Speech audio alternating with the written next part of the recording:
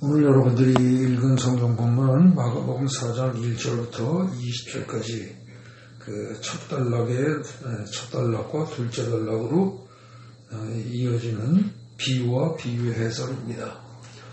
여러분 성경책에는 보통 4가지 땅에 떨어진 씨 비유 그렇게 나와 있습니다. 여러분들이 익히 잘 들어서 아는 비유입니다. 그래서 이거 뭐 또 할 거 있느냐, 이렇게 이걸 가지고 또 설교할 거 뭐 있느냐, 이렇게 생각하기 쉬운데, 하나님의 말씀은 굉장히 깊은 뜻을 가지고 있습니다. 그래서 우리 인간들이 아무리 깊이 생각해도 한없이 숨겨진 뜻이 속에 또 있습니다. 여러분들 안다고 생각하지 마시고, 잘 들으시면서 생각해 보시기 바랍니다. 아까 우리가 오늘 설교 그 본문 마가복음 4장 1절부터 20절까지를 함께 교독을 했습니다. 근데 그거 읽고서 느껴지는 느낌이 어떠십니까? 무슨 생각이 드십니까? 대부분 사람들한테 물어보면 4가지 얘기를 했는데 4가지 땅 얘기를 했는데 앞에 3개는 안 좋은 거고 마지막 거 좋은 거니까 우리는 4번째 땅, 좋은 땅이 되자. 그거 아니냐? 이렇게 생각을 합니다. 대부분의 사람들이 그렇게 생각합니다. 그런데 절대 그거 아닙니다. 절대 그거 아니에요. 좋은 땅이 되자? 절대 아니에요. 그걸 우선 결론부터 말씀드립니다. 그리고 여기 읽다 보면은 궁금한 것들이 의외로 꽤 많습니다. 4장 1절부터 20절까지 해서 이게 꼼꼼히 따지면은요, 질문할 게 굉장히 많아요. 예컨대 16절에 아까 어디였나요, 저기? 비유에서 그 6절에 해가 돋은 후에 타서 뿌리가 없으므로 말랐고 그랬어요. 그 뿌리가 없다는 게 무슨 뜻이에요? 뭘 비유한 거예요? 그래서 이렇게 물어보면 막상 대답하기 어렵습니다. 그리고 특히 이제 많아요. 12절의 말씀도 무슨 뜻이에요? 12절. 듣기는 들어도 깨닫지 못하고 보기는 하고 깨닫지 못하고 돌이켜 주의 사함을 얻지 못하게 하려 합니다. 이건 말이 안 되잖아요. 그죠? 예수님은 원래 죄 사함을 우리에게 죄를 사해주러 오신 분인데 그 못하게 한대요. 말이 안 되잖아요. 이상하단 말입니다. 또 그것만이 아니에요. 여러분들 8절에 비유의 8절에 30배, 60배, 100배 이 소리 듣기만 해도 기분 좋죠. 그죠? 근데 여러분들이 이 소리 듣고 기분이 좋으면 왜 그렇습니까?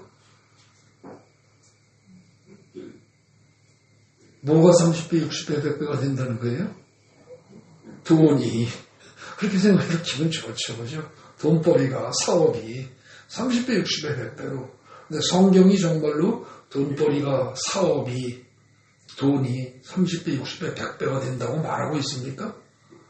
절대로 그렇지 않습니다.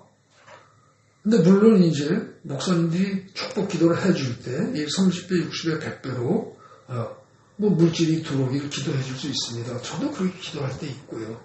그런데 물론 그렇게 기도를 할 수는 있습니다. 그러나 성경 본문에서 말하는 30배, 60배, 100배가 될 건 결코 돈이냐? 돈이 절대 아닙니다. 그럼 이게 뭐예요? 이렇게 물어보면 대답하기가 참 난감합니다. 뭐가 30배, 60배, 100배야? 그러면 전도에서 나 한 사람이 30명 내지 60명 내지 100명을 전도하는 얘기야? 보통 그렇게 생각합니다. 그죠? 그러면서 또 목사님들이 전도를 강조합니다. 부분적으로 맞기도 하고 부분적으로 틀리기도 합니다. 점수로 말하면 그거는요, 한 100점짜리 정답이 아니고 전도에서 30명, 60명, 100명을 만들어라 그러면 글쎄 99 점수로 말하면 어떻게 될까요? 아무리 많이 줘야 30점입니다. 그러니까 그런 식의 설교도 틀린 겁니다. 도대체 여러분들 우리는 이 마가복음 4장의 1절부터 나오는 이 비유, 실제 비유 본문은 3절부터 8절까지밖에 안 됩니다. 6계절이에요. 짧아요. 근데 그 내용을 그대로 읽으면 씨를 뿌리는 자가 나가서 뿌렸는데 뿌릴 때 그게 길가에 떨어지고 뭐 어디 떨어지고 어쩌고저쩌고 쭉 나옵니다. 농사 얘기입니다. 그죠? 그냥 글자 그대로 이해하면 농사 얘기예요. 근데 예수님이 지금 농사 얘기를 하고 싶은 거예요? 아니죠. 그죠? 그러니까 지금 이거는 말하고자 하는 내용은 따로 있고 이건 비유로 툭 던진 겁니다. 그죠? 그럼 이 비유가 무엇을 비유한 것인지를 정확히 알아야죠. 그죠? 그걸 모른 채 우리 멋대로 지 멋대로 이해를 하면 그건 얘기가 곤란해집니다. 그죠? 보통 사람들 사이에 말하는 것도 제대로 이해하지 않고 말을 옮기거나 그러면 어떻게 됩니까? 싸움 날 수 있습니다. 경우에 따라서.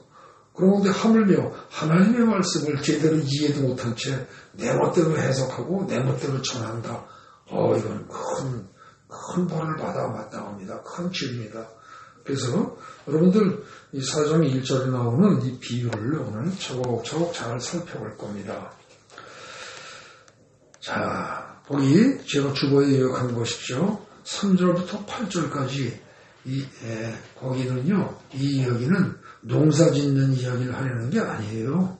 뭔가 비유적으로 이야기를 하는 겁니다.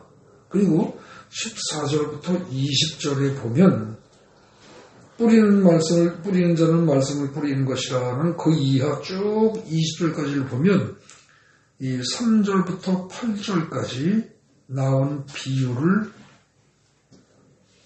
해설하고 있는 거예요. 근데 거기 내용을 잘 읽어보면 사실은 그게 무슨 얘기입니까? 예수님의 말씀을 받은 사람들의 변화되는 모습을 그린 겁니다. 예수님이 말씀을 전해주셨어요. 근데 그 말씀을 들은 사람들이 전부 다 훌륭한 사람으로 변해요? 안 변한다는 거죠. 어떤 사람은 듣는 순간 어떻게 됩니까? 듣는 순간. 듣자마자 그냥 즉시 기억에서 사라져요. 근데 그거는 그 사람이 나빠서 사라지는 거예요? 그 사람이 멍청해서 사라지는 거예요? 아니에요. 성경은 그걸 갖다 뭐라고 얘기를 하고 있어요? 그 비유에서 14절에서 뭐라고 그래요? 15절에서 말씀을 들었는데 누가 어떻게 한다고요? 사탄이 즉시 와서 뺏어간대요.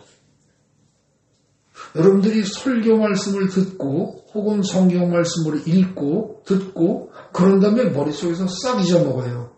그게 여러분들 건망증이 심한 게 아니고요. 나이가 먹어서 그런 게 아니고요. 머리가 나빠서 그런 게 아니라는 겁니다. 예수님의 그런 현상에 대한 예수님의 해석은 바로 뭐라고요? 말씀을 누가 뺏어갔다? 사탄이 뺏어갔대요. 근데 여러분들은 사탄이 뺏어갈 때 그걸 느낍니까? 전혀 못 느끼죠. 사탄이 온 줄도 몰라요. 내 옆에 있는 줄도 모르고 뺏어간 줄도 몰라요. 그리고 대체로 뭐라 그래요? 나이 드신 분들은 이젠 늙어서 들어도 한쪽 귀로 들어오고 한쪽으로 다 나가 이러신단 말입니다. 또 머리가 나쁜 사람들은 뭐라 그래요? 나는 머리가 나빠서 이런단 말입니다. 천만의 말씀, 머리가 나쁜 것도 아니고 늙어서 건망증이 심한 것도 아니라는 거예요. 그럼 뭐예요? 사탄이 뺏어간다는 거죠. 여러분들 절대 머리 나빠서 기억 못하지 않습니다. 제가 그동안 쭉 체험을 해보니까 암에 걸린 사람들은요, 자기가 암에 걸려서 판정받은 날짜를 거의 기억하더라고요. 거의가 다. 그리고 병원에서 의사가 말한 내용 한마디 한마디를 거의 정확하게 기억을 합니다. 근데 그게 기억력이 나쁘거나 건망증이 심하면 다 잊어먹어야 되는데 그건 절대 안 잊어먹습니다. 근데 이상하게 하나님의 말씀만큼은 들으면 듣는 즉시 잊어먹는 경우가 상당히 많습니다. 근데 그것이 바로 사탄이 뺏어가는 거예요. 그 다음에 예수님의 말씀을 받은 사람들 중에서 어때요? 괜찮은 사람이 있어요. 처음에는 기쁨으로 받아요. 기쁨으로. 거기 어디 나오죠? 16절에 보면요. 말씀을 들을 때 즉시 기쁨으로 받아요. 근데 뿌리가 없어서 잠깐 견디다가 혼란이나 박해행할 때 곧 넘어진대요. 그런 사람을 즉 15절과 16절 16절과 17절 이건 지금 뭡니까? 앞에 몇 절을 풀이한 거예요? 5절입니다. 그죠? 5절. 돌밭에 떨어진 사람인데 5절 6절이에요. 5절 6절을 해설한 것이 16, 17이구나. 16, 17절 그죠? 예. 그런 식으로 쭉 해서 나중에 이제 가시떨기에 떨어진 경우, 그 다음에 좋은 땅에 떨어진 경우 이렇게 해서 사실은 이게 하나님의 말씀을 받은 사람들 중에서 다 좋은 결과가 나온다? 아니라는 거예요. 의외로 생각지도 않게 많은 사람들이 실패한다는 겁니다. 근데 누구는 아주 시작도 제대로 못하고 실패하고, 네? 그게 이제 마귀가 뺏어가는 경우죠. 그 다음에 또 누구는 뭐예요? 시작은 그럴듯하게 했는데 얼마 안 가서 실패하고, 그 다음에 가시떨기밭에 떨어진 거, 이거는 시작도 하고, 시작도 좋았어요. 어느 정도 진행도 잘 돼요. 그래서 줄기가 자라나고 이삭이 거의 열릴 정도로까지 자라나요. 근데 결국은 열매는 못 맺는다는 거예요. 거의 다 됐는데 실패한다는 거죠. 그런 사람도 있고, 또 마지막에 어떤 사람은 30배, 60배, 100배로 결실을 한대요. 근데 여기서 30배, 60배, 100배로 결실하는 게, 그럼 적어도 지금 이 상태에서 우리가 보기에 적어도 이게 돈이에요? 돈은 아니에요. 그죠? 돈은 절대로 아닙니다. 그 정도만 살펴도. 근데 우리는 자꾸 이걸 돈으로 생각해서 이 얘기를 듣는 순간, 그리고 또 목사님 혹시 나를 위해서 축복 기도를 할 때 30배, 60배, 100배의 축복이 있을지어다 그러면 그걸 무조건 뭐라 그래요? 물질 축복으로 돈 벌지 않는 걸로 받아들이고 생각만 해도 속이 흐뭇하단 말입니다. 근데 여러분 성경은요. 사실은 물질을 가지고 얘기하는 게 아닙니다. 성경은 영의 세계를 얘기하는 것이고 축복이라고 할 때 영적인 축복을 주로 얘기하는 거죠. 물질 축복은 덤으로 따라올 수는 있습니다. 그러나 그건 절대 본질은 아닙니다. 네. 저건 여기 8절에 3절부터 8절까지는 예수님의 말씀을 받은 사람들이 변화되는 모습을 말하고자 하는 비유예요. 이게. 그걸 잘 기억하셔야 됩니다. 그리고 이 1절부터 20절까지 있다 보면 대부분의 사람들은 어떻게 됩니까? 3절부터 8절까지 비유를 살피고 그 다음에 14절 이하에서 나오는 해설들 여기에 관심을 둡니다. 그리고 9절 13절은 없어도 될 것 같다는 생각이 듭니다. 사실 9절부터 13절이 없어도 돼요 안 돼요? 됩니다. 그거 빼보세요. 말 자연스럽게 통합니다. 비유를 던지고 그 다음에 9절부터 13절을 빼고 비유의 해설이 나오니까 아무런 문맥상 이상이 없어요. 그리고 특히 12절은 이해하기가 어렵습니다. 말이 도대체 안 돼요. 이거 설명할 목사가 없습니다. 정말입니다. 이걸 설명할 수 있는 방법이 없어요. 이 본문을 그대로 놓고 보면은. 천하의 누구도 해설을 못합니다. 그래서 차라리 12절은 빼버리고 싶고 빼버리는 게 더 좋을 것 같다는 생각이 들 수도 있습니다. 그런데 왜 12절이 그렇게 이해가 안 될까요? 12절이? 그 이유 사실 간단한 겁니다. 뭐예요? 원문 번역을 잘못해놨습니다. 번역을 잘못한 거예요. 그 죄송한 얘기지만 여러분들에서 제가 이렇게 말하면 혼란스러울 건 있겠지만 지금 성경 번역이 잘못된 겁니다. 에이 그런 게 어딨냐 성경은 완벽하다며. 어떤 분들 그럽니다. 여러분 성경이 완벽하다는 말은요 1.1획도 착오가 없다는 말은 원문의 경우입니다. 원문. 근데 그것을 갖다가 2000년이 지난 동안에 신약만 하더라도 2000년이 지난 동안에 세계 각국의 다양한 언어로 계속 번역하는 과정에서 착오가 하나도 없겠어요? 무지하게 많이 생깁니다. 조그만 착오들이 수없이 많이 생깁니다. 근데 결정적으로 지금 여기서는 딴 데 몰라도 여기서는 착오가 생기면 안 되는데 이 12절 굉장히 중요한 절에서 번역을 할 때 잘못한 겁니다. 뭐가 잘못됐어요? 이건 뭐 일일이 골치 아프게서 따지고 원문을 해설하고 이렇게 하면 골치 아프니까 그냥 결론만 말씀드리겠습니다. 12절 본문에 자기 스스로라는 말을 자기 스스로 내지는 아주 짧게 말하면 스스로 이 말을 넣어서 이해해야 합니다. 왜냐? 헬라어 원문도 그렇고요. 히브리어 원문도 그렇습니다. 성경 원문이 원래 그렇게 돼 있어요. 스스로 구원받지 못하게 하려고 이렇게 돼 있단 말입니다. 그러니까 어떻게 했냐면 돌이켜서 스스로 죄사함을 얻지 못하게 하려고 이렇게 이해를 하면 문장이 아주 자연스럽게 흘러갑니다. 그럼 죄사함을 얻는 건 자기 스스로의 노력으로 된다 안 된다? 안 된다는 뜻입니다. 구원은 자기가 스스로 노력해서 구원이 된다 안 된다? 안 된다는 뜻입니다. 절대로 불가능하다는 겁니다. 여러분 원래 우리 한국 사람들의 대부분이 믿고 있던 불교는 기본적인 논조가 가장 기본적인 논조가 뭡니까? 자기 스스로 구원을 이루는 겁니다. 그걸 불교적인 용어로 성불이라고 합니다. 부처가 되는 겁니다. 네? 그리고 그걸 위해서 어떻게 돼요?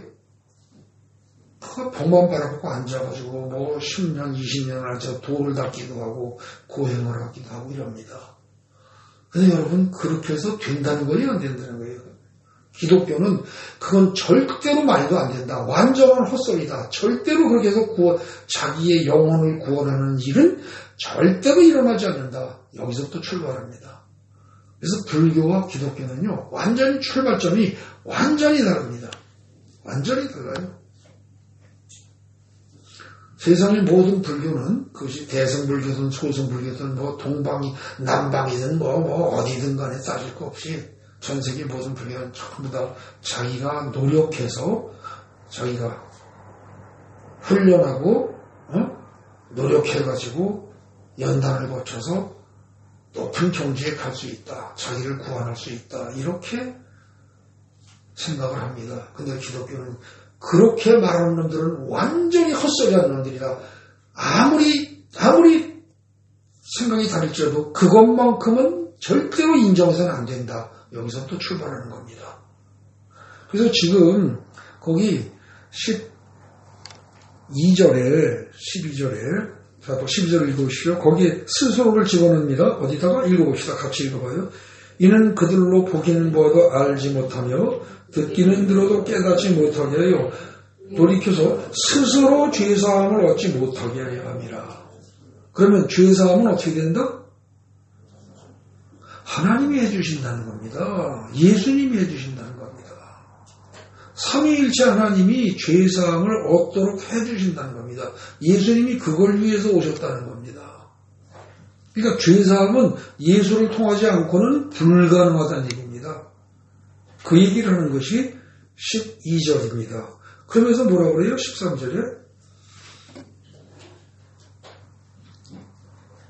이 12절에 인간은 스스로 죄사함을 얻을 수 없다는 이 12절 말씀하신 직후에 너희가 이 비유를 알지 못할진데 어떻게 모든 비유를 알겠느냐라고 말씀하십니다.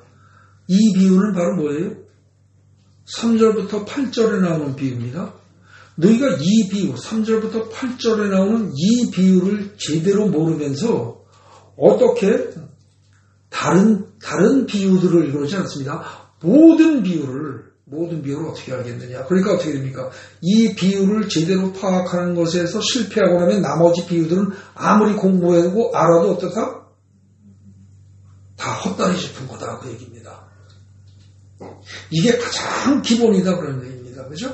근데 이 가장 기본인데 이 비유에서 핵심이 뭐다? 지금 12절에서 말한 거 뭐라고요? 인간이 스스로 죄사함을 얻을 수 없다.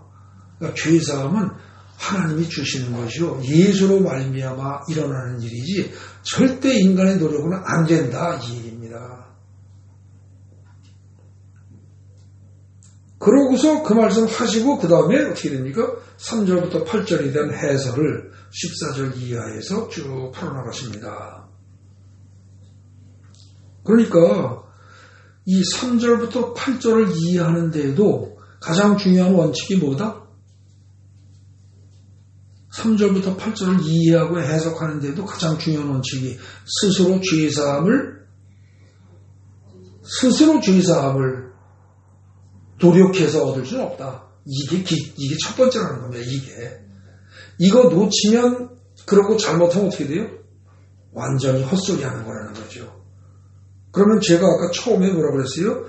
우리 모두 조언받이 되자. 여러분, 조언받이 되자. 밭이 조언받이 될 수 있습니까? 스스로 조언받이 될 수 있어요? 없다는 겁니다. 없다는 거예요. 이거 놓친 채 3절부터 8절까지를 이해한다든지 예수님의 모든 다른 비유들을 이해한다든지 완전 헛다리 짚는 거다, 헛소리하는 거다 그 얘기입니다. 그러니까 이거는 하늘이 두 쪽이 나도 이것만큼은 확실히 알아둬야 된다는 겁니다. 내가 죄사함을 받고 죽은 다음에라도 천국이라는 데를 가려면, 죄사함을 받고 가려면 어떻게 된다? 내 노력으로 된다 안 된다? 절대로 안 된다는 겁니다. 어느 누구도 안 된다는 겁니다. 천하 없는 목사도 안 된다는 겁니다. 그걸 확실히 알려는 거죠.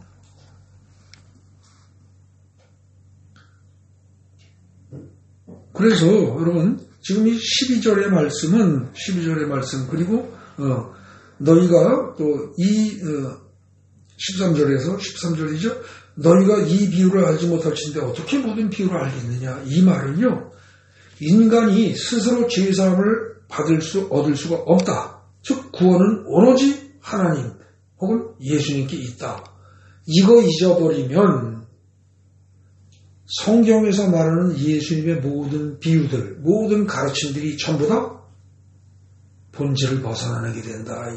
이런 얘기예요. 이거를 잘 알아는 겁니다. 네. 그러니까 여러분들 주보에 6번에 보십시오. 거기에 제가 이렇게 써놨습니다. 인간은 스스로 죄사함을 얻을 수 없다는 점을 가장 중요한 전제로 삼아서 3절부터 8절까지의 비유를 읽는다면 3절부터 8절까지 이 농사 짓는 비유는 결국 무슨 얘기예요? 땅이 스스로 농사 짓고 수확할 수 없다는 비유입니다. 그죠? 땅이 스스로 농사 짓고 수확하고 하는 그런 일은 있을 수가 없다. 그 말을 하려는 비유라는 거죠, 이게. 그죠? 그런 것이지. 여러분, 성경책에 지금 여러분들이 보시는 성경책에 대부분의 성경책에 보면 거기 소제목이 뭐라고 하시죠? 4가지 땅 위에 떨어진 씨비율이 이랬단 말입니다. 이거 헛소리란 얘기입니다. 이렇게 말하는 순간 우리는 어디에 관심이 가요? 초점이, 우리의 신경이 어디로 가게 되세요? 4가지 땅이 어떤 것인가? 여기에 관심이 갑니다. 근데 그게 아니고 지금 이거는 뭐라고요?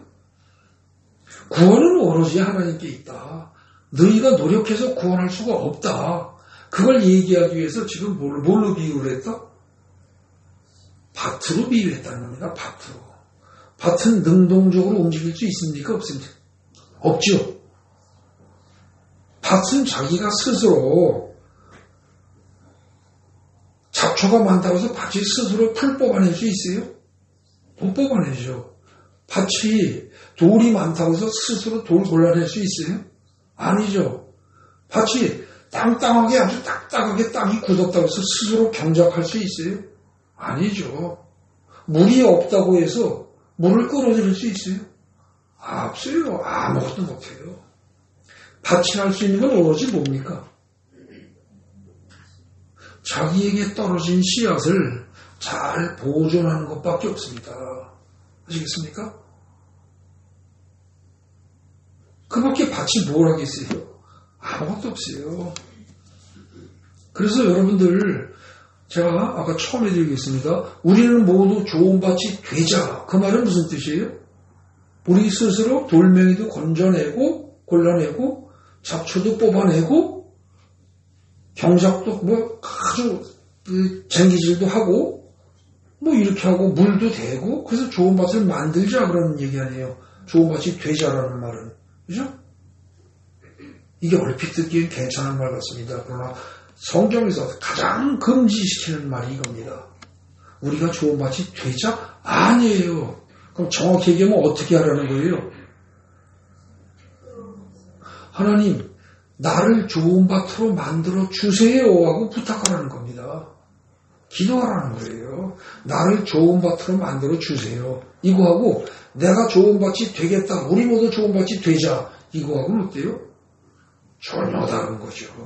그죠? 네. 이 3절부터 8절까지 농사 짓는 비유는요, 땅이 스스로 농사 짓고 수확할 수 없다는 비유입니다. 이건 다음과 같은 뜻을 가지고 있습니다. 7번에 1동그라미, 2동그라미 한 부분 보십시오. 잘났든 못났든 저와 여러분들은 우리는 모두 다 밭입니다. 잘나봐야 밭이고 못나도 밭입니다. 그죠? 우리 모두 다 그렇다는 거예요. 밭은 스스로 자신을 갈아엎을 수도 없고요. 스스로 돌을 골라내고를 낼 수도 없고요. 스스로 잡초를 뽑을 수도 없습니다. 밭을 갈아엎고 돌을 골라내고 잡초를 뽑아내는 일은 모두 다 농부가 할 일입니다. 농부가 할 일을 밭이 하려고 하면 결코 이루어지지 않습니다. 이 말 잘 생각하십시오. 잘 생각해 보세요. 내 인생의 고통이 대부분 어디서 옵니까? 하나님이 하실 일을 내가 하려고 드니까 안 되는 겁니다. 잘 생각해 보시기 바랍니다. 하나님을 믿고 맡기면 나는 편안하게 가만히 있으면서 해결이 될 수 있는데 절대로 그걸 안 믿습니다. 그리고 이를 악물고 내 노력으로 문제를 해결하려고 됩니다. 여러분들 절대 그거 아닙니다. 여러분들은 밭이라니까요. 여러분들이 스스로 노력을 해서 최선을 다해서 난리를 치면서 돈도 벌고 뭣도 하고 하면서 여러분들이 이 세상에서 행복하길 추구해 보십시오. 행복해지는가. 그리고 여기서 또 자기가 스스로 생각하기에 세상적으로 육신적으로 행복하게 살 수도 있을 겁니다. 그러나 잠깐 살다가는 인생 60, 70, 80 살고 나면 누구나 다 죽을 수밖에 없는 이 인생이 죽고 난 다음에 여러분들이 지옥으로 안 갈 수 있습니까? 어림덥습니다. 예외 없습니다. 이거는 스스로 여러분들이 스스로 천국을 가는 길을 만들 수가 없어요. 농부가 할 일을 밭이 하려고 하면 결코 이루어지지 않습니다. 잘 생각하시기 바랍니다. 이 말씀을. 여러분들이 노력한다고 해서 좋은 밭이 되는 게 아닙니다. 그렇기 때문에 우리는 모두 좋은 밭이 되자라는 그런 식의 설교나 그런 식의 성경이기에는 완전히 빗나간 겁니다. 잘 기억하셔야 됩니다.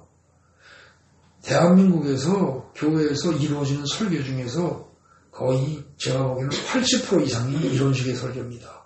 우리는 좋은 밭이 되자 이럽니다. 성경을 잘못 본 겁니다. 지금 마가복음 4장에 3절부터 8절까지 나오는 이 비유를 제대로 이해 못하면 반드시 그런 설교가 나오게 되어 있습니다. 근데 그렇게 되면 예수님이 다른 비유를 하신 다른 모든 비유를 하나도 이해할 수 없다는 겁니다. 그런데 예수님은 가르치실 때 항상 모든 것을 비유로만 가르치시고 비유가 아니면 안 가르쳤다고 나옵니다. 그렇다면 예수님의 모든 가르침을 제대로 받아들이려면 최소한 무엇은 정확히 알아야 한다? 이 마가복음 4장의 3절부터 8절까지 나오는 이 농사 짓는 이 비유, 씨 뿌리고, 그죠? 그리고 네 가지 땅이 어쩌고 하는 이 비유, 이것의 뜻은 정확히 알아야 된다는 겁니다. 여러분들, 우리가 해야 할 건 뭐냐면은, 주님, 제가 좋은 밭이 되도록 해주세요. 라고 기도해야 합니다. 그래야지 내가 좋은 밭이 되려고 노력해봤자 안 된다는 겁니다. 그렇다고 해서 그럼 밭은 할 일이 하나도 없습니까? 아니요, 있습니다. 뭐가 있어요? 씨앗을 어떻게 해야 돼요? 잘 보존하고 있어야 된다니까요. 그죠? 근데 씨앗을 뿌리고서 대개 어떻게 합니까? 농부가 흙으로 다 위에 슬쩍 덮죠. 그죠? 그리고 막 흩어 뿌린 씨를 큰 일이 덮을 수 없으면 그냥 하루 이틀 내버려 두면 비가 오거나 뭐 이러면서 농사철에 빗방울이 떨어지고 튀면서 흙들이 적당히 덮어버리죠. 그죠? 그렇게 해서 흙 속에 덮입니다. 씨가. 그렇게 하고 그 씨를 흙 속에 잘 보존만 하고 있으면 그게 땅이 할 일입니다. 밭이 할 일이에요. 그 밖에 괜히 주제넘게 내가 이렇게 하겠다 저렇게 하겠다 씨를 관찰하겠다 그래서 흙이 자기 속에 들어온 씨를 갖다가 토해내서 다시 들여다보고 아직 안 자랐구만 그러고 다시 집어넣고 이 짓 저 짓하고 별짓 다 해봐야 망칩니다. 그냥 좋은 밭이 되려고 애쓰지 마시고 좋은 밭이 되도록 해주세요라고 기도하면서 여러분들이 할 일은 말씀만 잘 내 마음속에 보존하고 있으면 됩니다. 킵하고 있으면 됩니다. 예수님의 말씀, 성경 말씀만 계속 넣고 있으면 됩니다.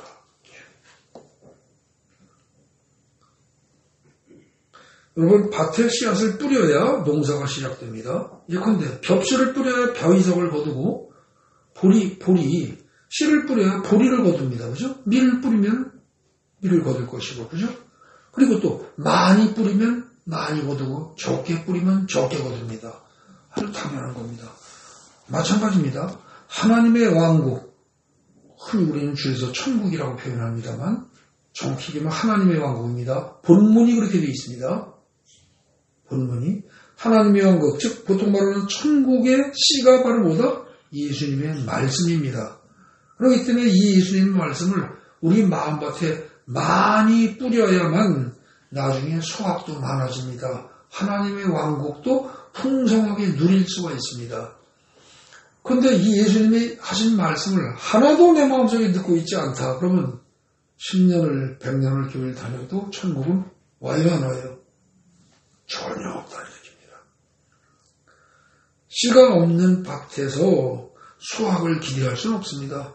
마찬가지로 예수님의 말씀이라는 이 씨앗을 여러분들의 마음밭에 뿌리지 않으면 결코 하나님의 왕국, 즉 천국을 누릴 수가 없습니다. 잘 기억하셔야 됩니다. 천국을 여러분들이 누리고 천국을 소유하고 천국의 주인이 되고 싶으면 해야 할 일은 뭐다? 하나님의 말씀을 내 마음속에 항상 많이 넣어가지고 있는 거다 이겁니다. 꼭 많이 아니어도 좋습니다. 한 개만이어도 좋습니다. 그 대신 그 한 개만이라도 어떻게 돼요? 평생 잊지 않아야 됩니다. 하루 종일 잊지 않아야 됩니다. 눈을 뜨고 있는 순간, 의식이 깨어있는 순간에는 잠시도 잊지 않아야 됩니다. 그러면 한 기절만이라도 됩니다.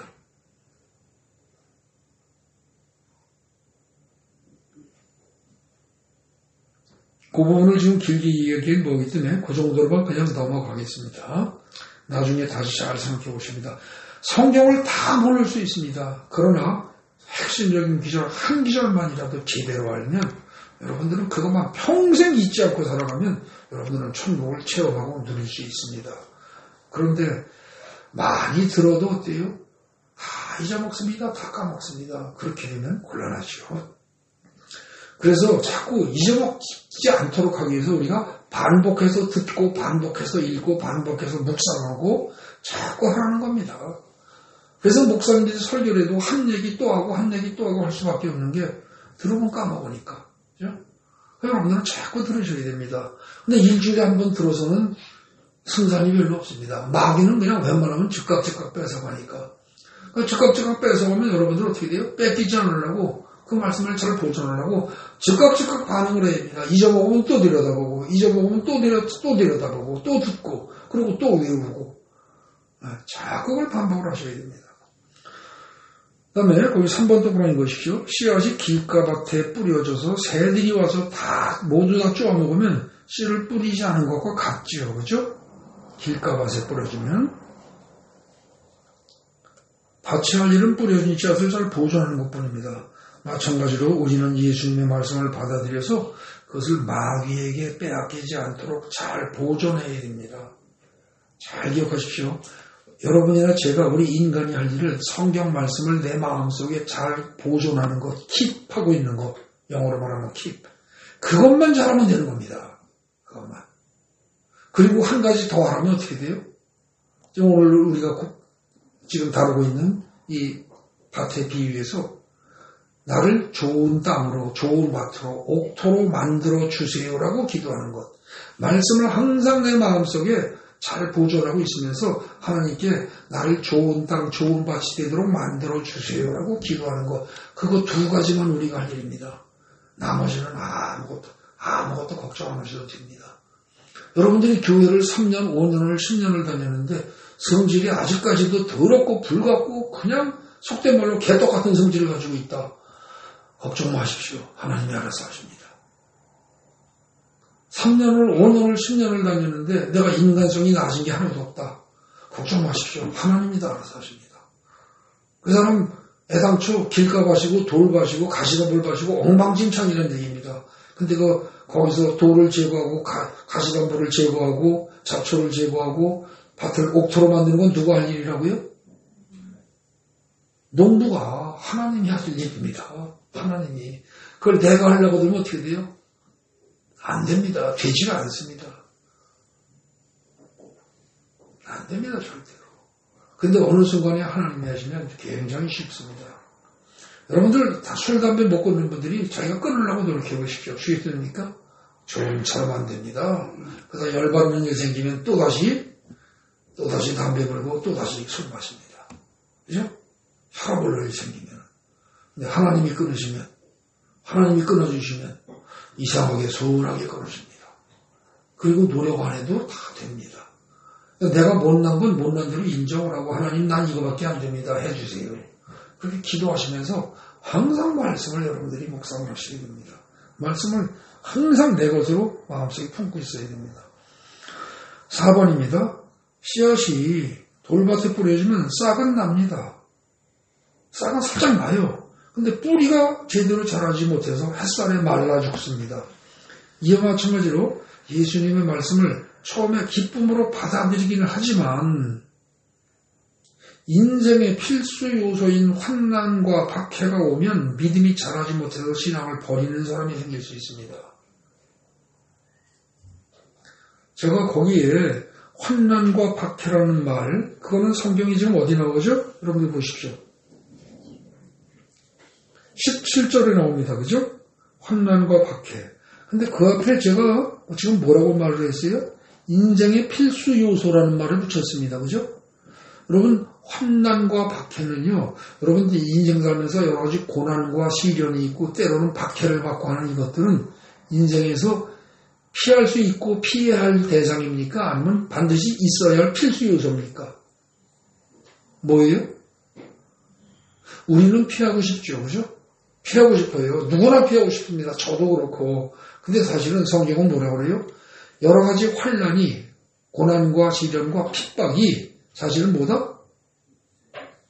필수 요소라는 겁니다. 아니, 거기 어떻게 그런 말이 있느냐? 있지요. 어디 있어요?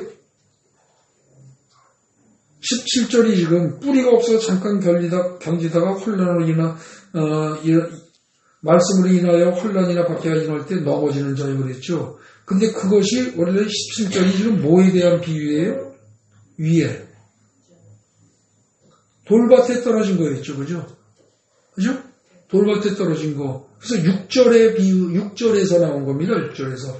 해가 돋은 후에 뿌리가 없음으로 말랐고 그랬죠. 근데 여러분, 해라는 건 식물이 자라는데 반드시 있어야 돼요? 없어야 돼요? 반드시 있어야 됩니다. 여러분, 해 없으면 아무것도 안 자랍니다. 식물이. 그죠?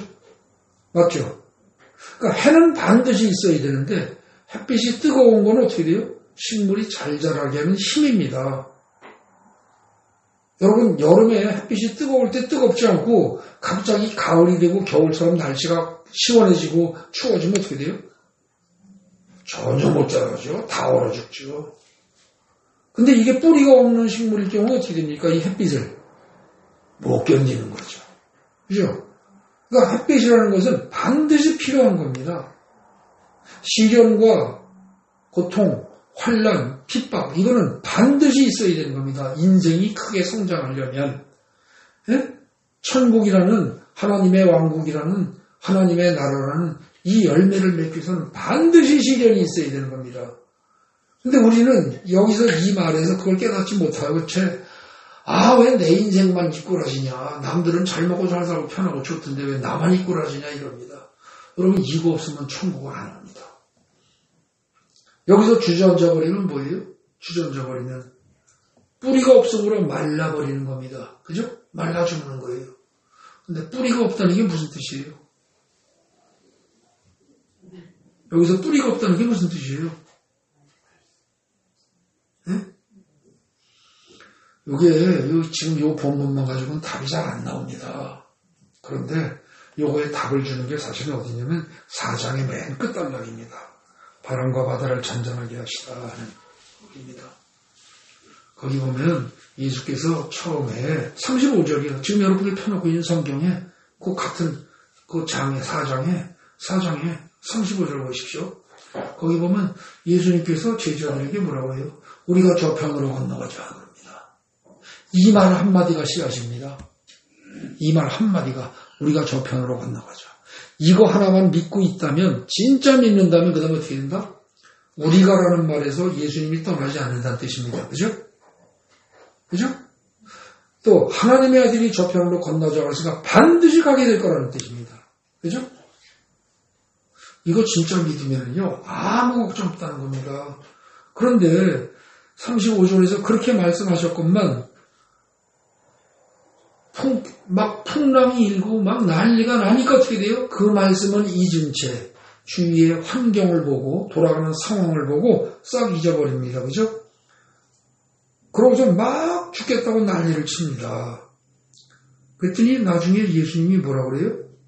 어찌하여 이렇게 두려워하고 무서워하느냐. 그러면서 그 다음에 뭐라 그래요? 너희가 어찌하여 뭐가 없느냐? 믿음이 없느냐 그랬죠. 그죠? 40절에 너희가 어찌하여 믿음이 없느냐 그랬죠.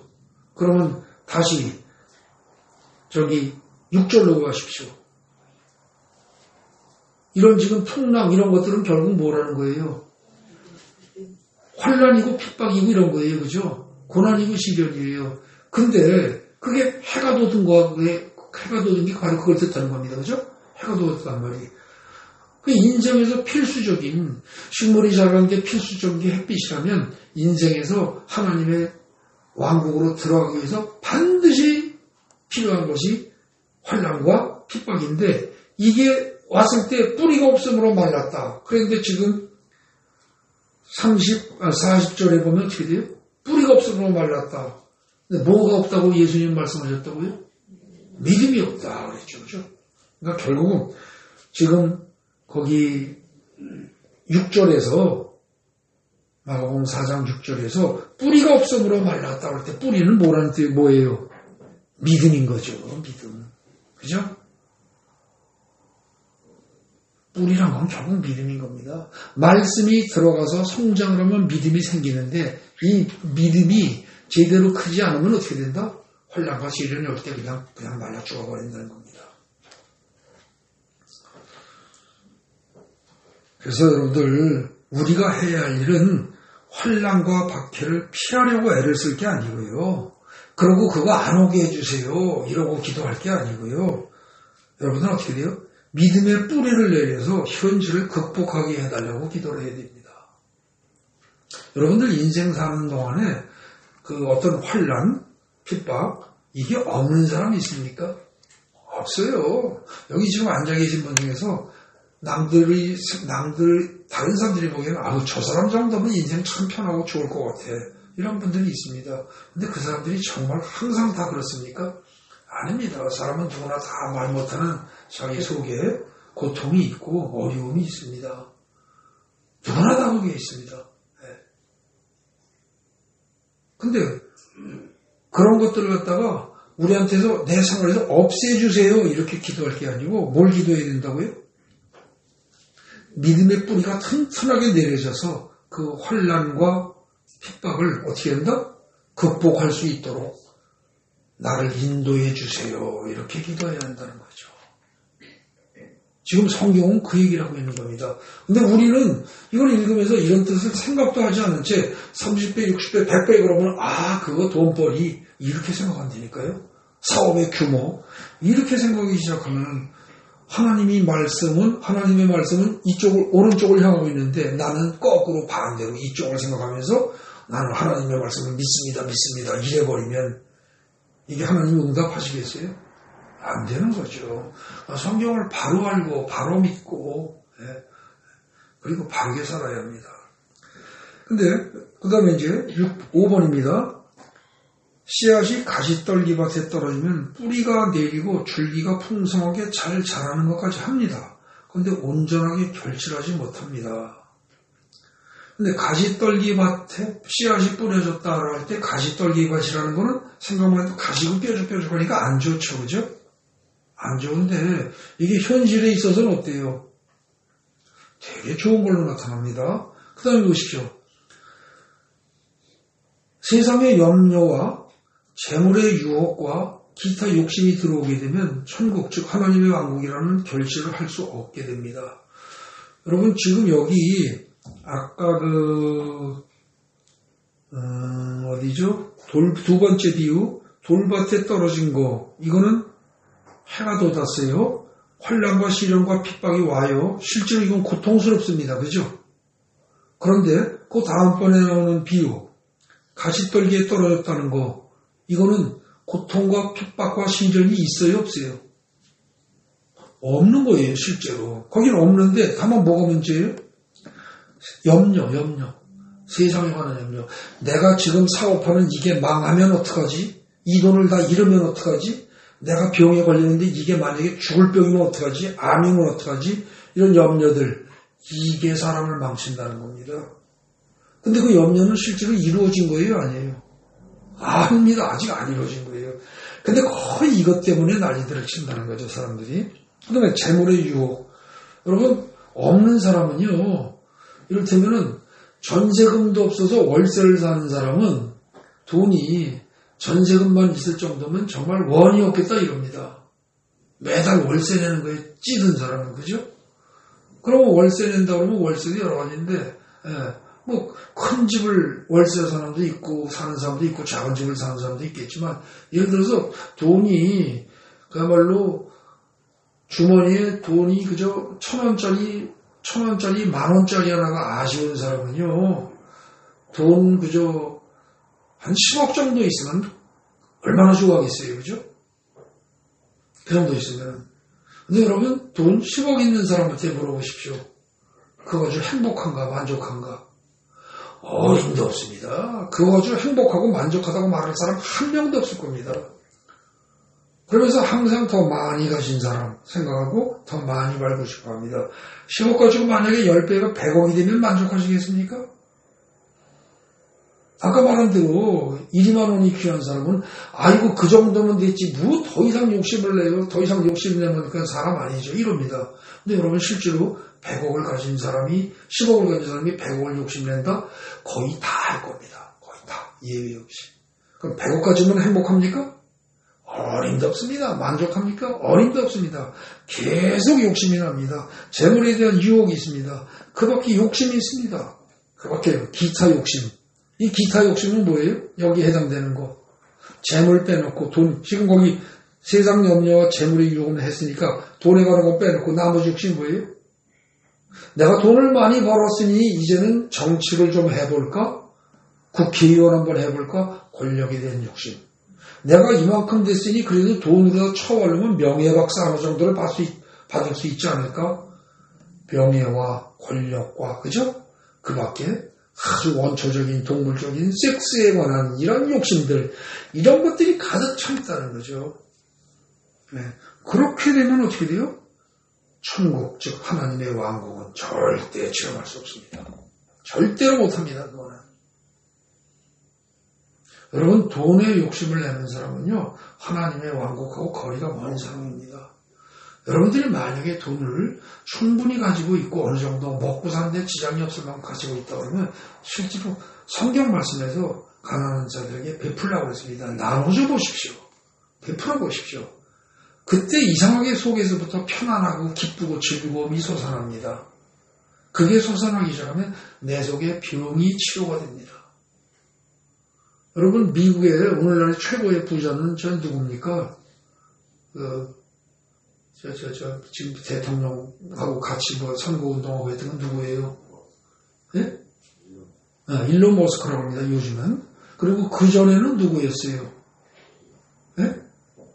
그전에는 이 핸드폰 만들고 애플 회사 스티브 잡스가 그 사람이었었죠.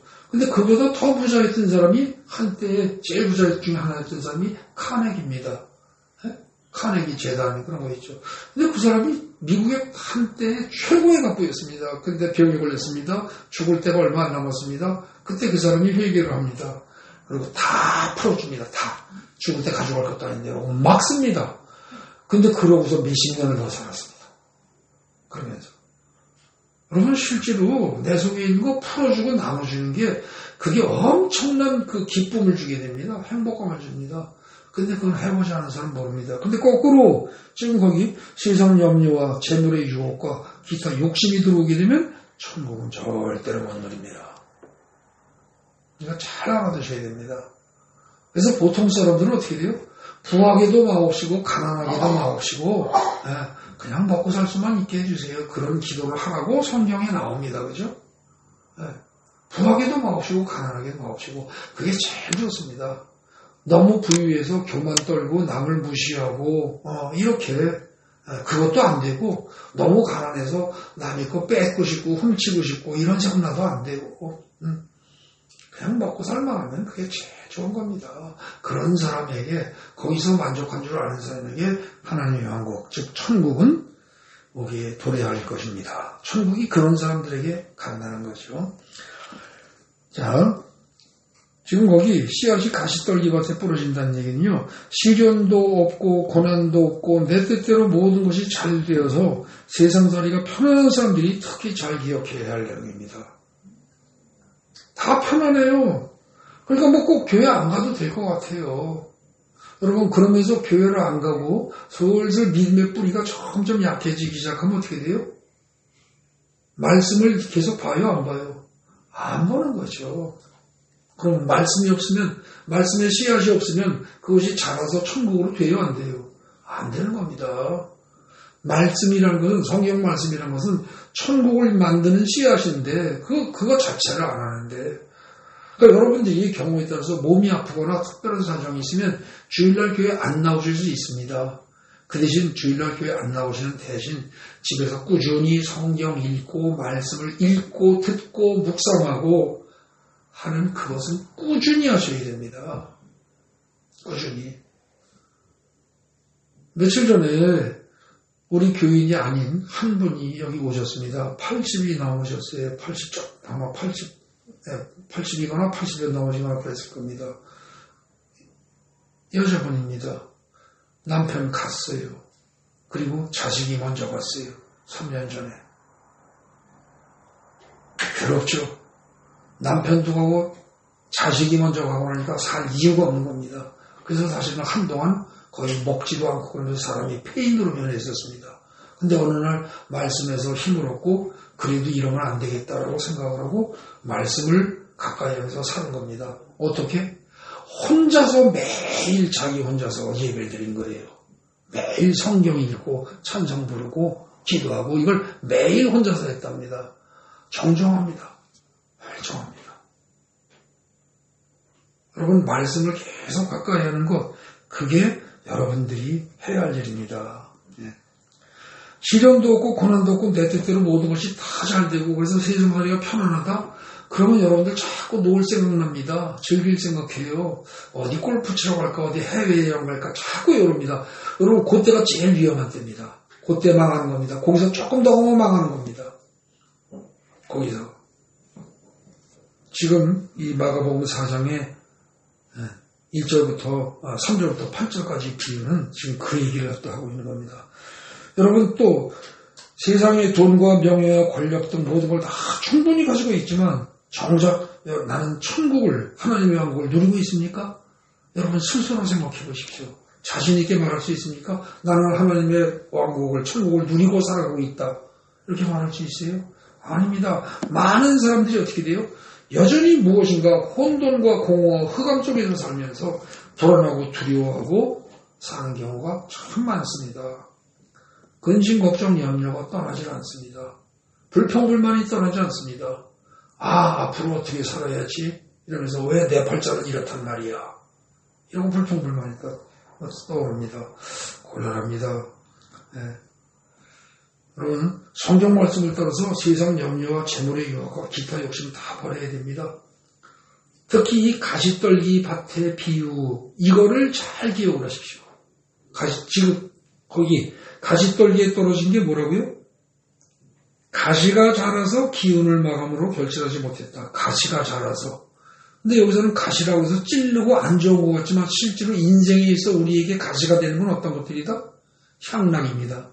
세상의 향락과 유혹과 달콤하고 좋은 것들입니다. 편안한 거 이런 것들입니다. 그런 것들이 여러분들에게 사실은 영적으로는 좋은 게 아니라 가시라는 거죠. 네. 그런 것들을 다 피해야 됩니다.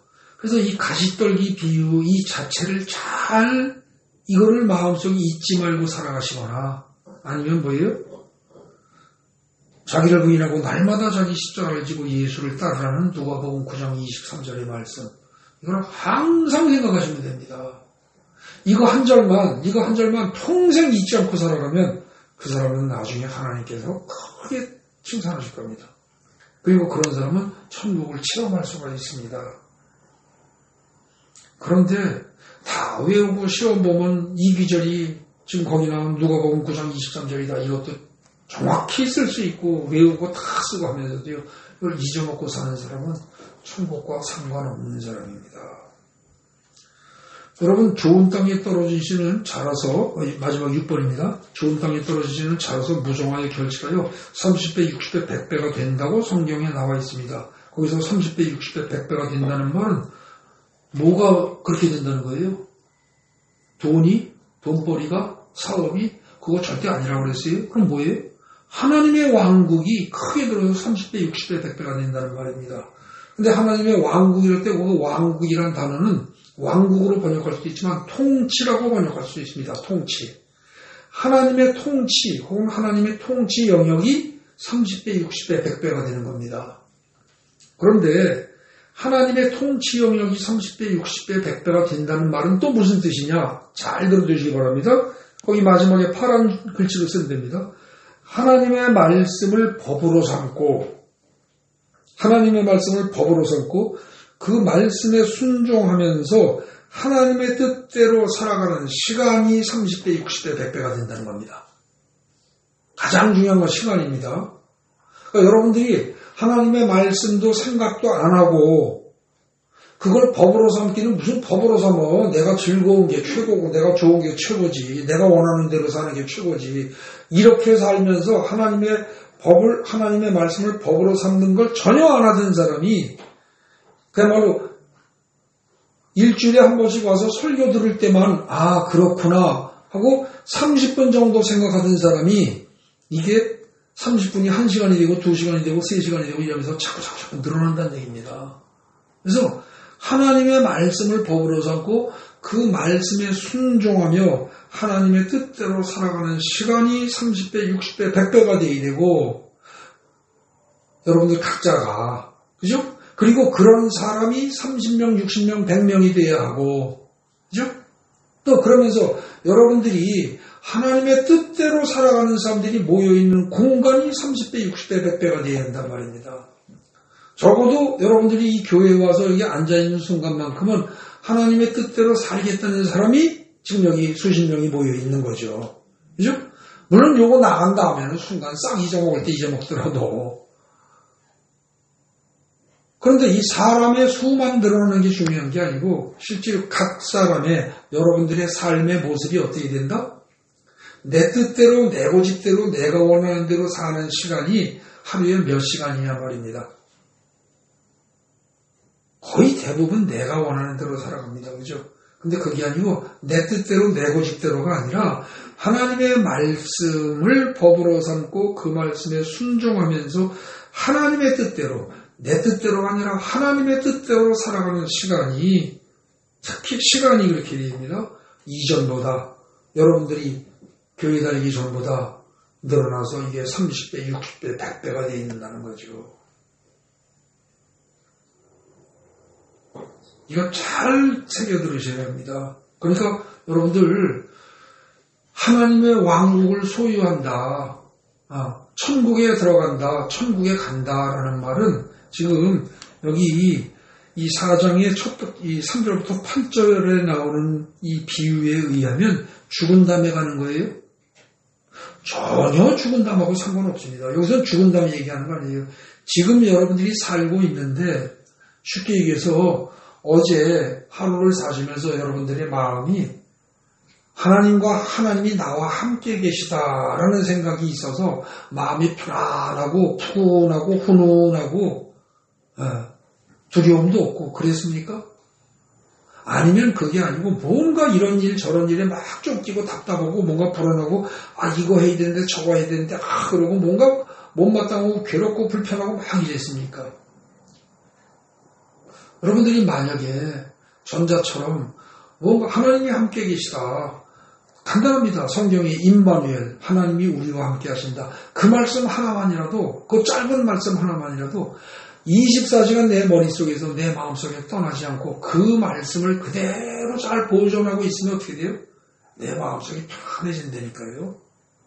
아무런 걱정이 없어요. 편안해집니다. 근데 그걸 잊어버리는 순간 어떻게 돼요? 이 험악한 세상을, 이 광야 같은 세상을, 이 악다구니 처에만 살 수 있는 이 세상을 어떻게 살 것인가? 이렇게 간다는 거죠. 그래서 여러분들 항상 생각해 봅니다. 여러분들이 지금 하루를 사는 중에서 하루 24시간 중에서 잠자는 시간 빼놓고 눈 떠 있는 의식이 깨어 있는 시간을 여러분들이 하나님과 함께 임마누엘의 상태로 살아가고 계십니까? 아니면 하나님을 왕따 시켜놓고 저 멀리하고 나 혼자 힘으로 살아가고 있습니까? 그걸 생각해 보시라고요. 근데 신앙생활 초기에는 교회 나오나 있는 시간 빼놓고는 항상 나 혼자 내 뜻대로 살았는데 신앙이 성장하고 큰다는 얘기는 무슨 뜻이냐? 교회 나가지 않아도 집에서 혼자서 성경책 읽고 보고 듣고 말씀 묵상하고 이렇게 하면서 하나님과 함께 있는 시간이 길어지는 겁니다. 말씀을 자꾸 접하는 시간이 길어지는 겁니다. 그럼 그동안에는 어떻게 돼요? 근심, 걱정, 염려가 떠나갑니다. 그 시간만이라도 근심, 걱정, 염려가 떠나갑니다. 그러면서 하나님의 평강이 임합니다. 근데 그것을 계속 묵상하고 계속 반복하면서 하나님의 말씀을 가까이 하는 시간을 길게 하다 보면 어떻게 돼요? 실제로 하나님의 왕국, 천국이 내 심령 속에 들어옵니다. 그러니까 편안해집니다. 그러니까 여러분들 사실 신앙생활이 어느 정도 충분히 성장하잖아요. 그러면 하루 종일 성경책 안 읽을 수도 있습니다. 근데 그냥 임마누엘 하나님이 나와 함께 계신다. 하나님이 나를 사랑하신다. 참 많이 듣고 평범한 말들 그거 하나만 하루 종일 마음속에 넣고 있어도 굉장히 마음이 편안하고 행복합니다. 그게 사실은 심령천국입니다. 그래서 성경에서 지금 특히 이 마가복음 4장의 첫 단락에서 말하는 이 비유는요. 천국은 하나님의 왕국은 죽은 다음에 가는 것이다? 아니다. 지금 매일매일 우리가 누려야 할 그런 것이 하나님의 왕국, 하나님의 나라, 천국이다. 이겁니다. 그리고 우리는 그것을 갖다가 매일매일 어떻게 한다? 맨 처음에는 시간적으로 조금 이렇게 그런 시간을 조금 갖다가 매일매일 그 시간이 커지면서 자라면서 나중엔 24시간 내내 자나 깨나 앉으나 서나 병이 들었으나 안 들었으나 죽으나 사나 심지어 죽음이 내 눈앞에 왔을지라도 어떻게 된다? 하나님이 함께 계심을 편하게 믿고 죽음을 전혀 겁을 안 내는 상태로 가는 것, 그게 천국을 소유한 사람입니다. 맨 끝에 요약표를 봅니다. 자, 농사를 얘기하면서 수확을 위해서 필요한 모든 일은 농부가 합니다. 그죠? 비유적으로 말하면 뭐예요? 여러분, 영적으로 성장하고 하나님 나라를 수확하기 위해서 여러분들이 할 일은 없고 하나님이 다 하신다는 거예요. 하나님이 모든 것 다 하십니다. 예수님이 하시고 성령님이 하십니다. 그죠? 저와 여러분들은, 즉 우리 인간들은 영적인 밭일 뿐입니다. 하나님이 농부요. 예수님이 농부고 성령님이 농부고요. 여러분이나 저 같은 인간들은 밭이라고요. 그럼 밭은 어떻게 돼요? 스스로를 구원하고 스스로 천국을 만들어갈 수 없어요. 밭은. 여러분 밭에는요. 곡식의 씨앗이 떨어지면 곡식이 자라는 거고 잡초 씨앗이 떨어지면 잡초가 자랄 뿐입니다. 그죠? 무조건 그렇게 가는 거예요. 우리가 스스로 천국을 만들어간다? 그런 거 없어요. 우리는 그저 즉 하나님의 말씀을 마음속에 항상 잘 보존만 하고 있으면 됩니다. 즉 그러기 위해서 어떻게 돼요? 말씀을 항상 많이 읽고 듣고 묵상해야 합니다. 여러분 이걸 갖다가 숙제로 생각하지 마시기 바랍니다. 부담으로 생각하지 마시기 바랍니다. 이걸 하는 것 자체가 어떻게 돼요? 세상 고통과 고민을 떨어버리는 겁니다. 아주 극단적인 하나의 예를 들면 암 환자들이 암을 이길 수 있는 제일 좋은 방법이 뭔지 아십니까? 꼭 가장 먼저 해야 할 거, 암 환자가 가져야 할 첫 번째 생각은 뭐예요? 암을 묵상하면 무조건 집니다. 내가 이렇다면 폐암이다. 그랬을 때 폐가 조금만 뜨끔하면 이게 암이 심해진 거 아니야. 뭐 또 다른 데가 또 조금만 안 좋으면 이게 폐에 있는 암이 다른데 전이 된 거 아니야. 이런 식으로 모든 것을 암으로 연결시키면서 계속 암 하는 생각이 내 머릿속에 떠나지 않고 있으면 반드시 그 사람은 죽습니다. 제가 그동안 여러 차례 경험했습니다. 그런데 전혀 그렇지 않은 사람이 있습니다. 암을 잊어버리는 거예요. 암을 잊어버리기 위해서 할 수 있는 일은 여러 가지가 있습니다. 술만 실컷 퍼먹을 수도 있습니다. 그럼 술 취하면 잊어먹을 수도 있겠죠. 근데 그렇게 해서 나을 확률은 적습니다. 그 다음에 노가다를 할 수도 있습니다. 이거 제가 다 해봤던 얘기하는 겁니다. 제가 첫 번째 암 걸렸을 때 저는 술 실컷 먹었습니다. 아무래도 죽을 거니까. 근데 낫지는 않는데 훨씬 좋아지더라고요. 그 다음에 두 번째 암 걸렸을 때 노가다 해봤습니다. 근데 노가다만 한 게 아니라 그때 말씀을 같이 묵상을 했습니다. 왜?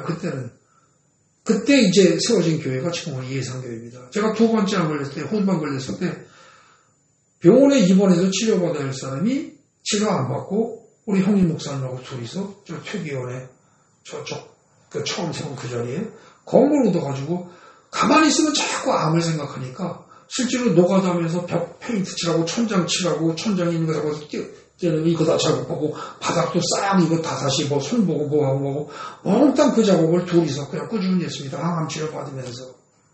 그렇게 하면서 이 암을 잊어버리는 겁니다. 잊어버릴 뿐만 아니라 암을 묵상할 그 시간에 하나님의 말씀을 계속 묵상하는 겁니다. 하나님이 우리와 함께 계신다. 하나님이 나와 함께 계신다. 나와 함께 계신 걸 내가 보이지는 않지만 내가 보지는 못하지만 분명히 함께 계신다. 하나님은 약속을 지키시는 분이다. 이걸 계속 내 마음속으로 한 겁니다. 근데 그렇게 하면서 사실은 해가지고서 두 번째 후두암 걸렸을 때는요. 그냥 장난처럼 별로 걱정도 안 하고 아무런 근심 걱정도 없이 그냥 뭐 감기 그냥 걸린 것만큼도 별로 힘들지 않게 그냥 넘어가고 그냥 다 나아버렸습니다. 여러분들 우리가 할 일은 말씀을 항상 많이 읽고 듣고 묵상하는 겁니다. 많이 안 해도 좋습니다. 한 개만이라도 좌우간 죽기 살기 자꾸 들어주십시오. 한 개만이라도. 영원한 나의 목자시인 내게 부족함이 없으리다. 그거 하나만도 좋습니다. 그거 하나만도 좋고 아까 그게 나온 것처럼 뭐예요? 자기를 부인하고 날마다 자기 십자가를 지고 나를 따르라. 이거라도 좋고요. 뭐라도 좋습니다. 여러분들이 좋아하는 기적 하나만이라도 하루 종일 묵상을 하십시오. 하루 종일 24시간. 그러면 여러분들 속에 심령천국이 이상하게 설명할 수 없는 방식으로 묘하게 그게 와 있는 걸 느끼게 됩니다. 여러분들은 항상 말씀을 많이 읽고 듣고 묵상하시기 바랍니다. 그리고 하나님의 말씀을 법으로 삼고 그 말씀에 순종하며 하나님의 뜻대로 살아가는 시간이 이전보다 어제보다 조금이라도 늘어나야 됩니다. 그래서 한 달 전보다 1년 전보다 3년 전보다 30배, 60배, 100배로 늘어나야 됩니다. 이게 여러분들 마음속에 심령천국을 이루는 겁니다. 자, 맨 앞에 우리가 시작할 때 30배, 60배, 100배가 되어야 할 게 뭐냐? 라는 질문을 했었습니다. 뭐예요? 30배, 60배, 100배가 되어야 할 건 뭡니까? 구체적으로 말하면. 조금 추상적으로는 여러분 마음속에 30배, 60배, 100배가 될 건 하나님의 왕국입니다. 근데 좀 더 구체적으로 말하면 어떻게 돼요? 하나님의 말씀을 거기 하나님의 말씀을 법으로 삼고 그 말씀에 순종하며 하나님의 뜻대로 살아가는 시간이 하나님의 뜻대로 살아가는 시간이 그게 30배, 60배, 100배가 되는 것이 곧 여러분들 마음속에 심령천국이 임한 겁니다. 아시겠습니까? 항상 여러분들이 마음속에 불안한 시간이 많다. 그러한 사람은 천국하고 거리 먼 겁니다. 근데 여러분들 마음속에 항상 하나님이 함께 계신다. 하나님이 나를 지키신다. 하나님이 나를 보호하신다. 뭘 해도 좋습니다. 예. 그런 것을 항상 마음속에 넣고 있게 되면 편안해집니다. 그리고 즐거워집니다. 그러니까 여러분들 기독교인들 중에서 편안하지 않으면 가짜입니다. 간단합니다. 하나님의 평강이 항상 유지되어야 됩니다. 더 나아가서 기쁨이 유지되어야 됩니다. 그러니까 평강과 기쁨이 항상 유지되면 항상 감사하게 되어 있습니다. 그래서 평강과 기쁨과 감사 이 세 가지가 결여되어 있는 사람은 지금 뭔가 영적으로 병든 사람입니다. 이해되십니까? 평강과 기쁨과 감사 이 세 가지가 항상 같이 가야 됩니다. 근데 이 중에서 평강이 없으니 기쁠 수가 없죠. 그죠? 두 가지가 없으니 인생이 괴롭죠. 그러니까 감사가 나올 리가 없죠. 팔자 타령만 나오죠. 그런 사람은 이미 하나님에서 멀리 떨어진 사람입니다. 그걸 극복할 수 있는 방법이 뭐다? 말씀을 계속 듣고 읽고 묵상하는 것, 꾸준히 묵상하는 것, 그것뿐입니다. 여러분이 해야 할 일은 다 그거 하나입니다. 그리고 여러분들이 만약에 또 할 게 있다면 두 번째로 할 게 있다면 뭐예요?